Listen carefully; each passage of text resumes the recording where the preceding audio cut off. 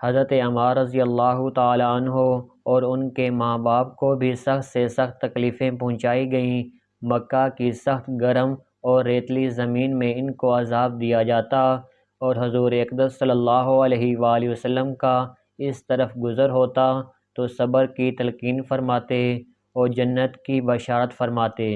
آخر ان کے والد حضرت یاسر رضی اللہ تعالیٰ عنہ اسی حالت تکلیف میں وفات پا گئے کہ ظالموں نے مرنے تک چین نہ لینے دیا، اور ان کی والدہ حضرت سمیہ رضی اللہ تعالیٰ عنہ کی شرمگاہ میں ابو جہل ملعون نے ایک برچھا مارا جس سے وہ شہید ہو گئیں، مگر اسلام سے نہ ہٹیں۔ حالانکہ بوڑھی تھیں، ضعیف تھیں، مگر اس بد نصیب نے کسی چیز کا بھی خیال نہیں کیا۔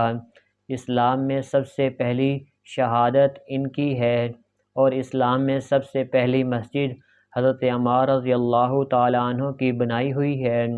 جب حضور اقدس صلی اللہ علیہ وآلہ وسلم ہجرت فرما کر مدینہ تشریف لے گئے تو حضرت عمار رضی اللہ تعالیٰ عنہ نے کہا کہ حضور اقدس صلی اللہ علیہ وآلہ وسلم کے لیے ایک مکان بنانا چاہیے جس میں تشریف رکھا کریں، دوپہر کو آرام فرما لیا کریں اور نماز بھی سایہ میں پڑھ سکیں۔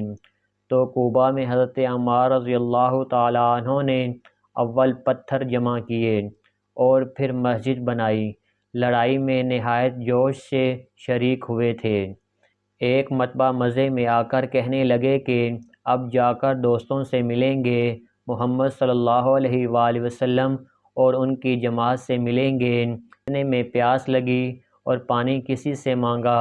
اس نے دودھ سامنے کیا، اس کو پیا اور پی کر کہنے لگے کہ میں نے حضور اکرم صلی اللہ علیہ وآلہ وسلم سے سنا کہ تو دنیا میں سب سے آخری چیز دودھ پیے گا۔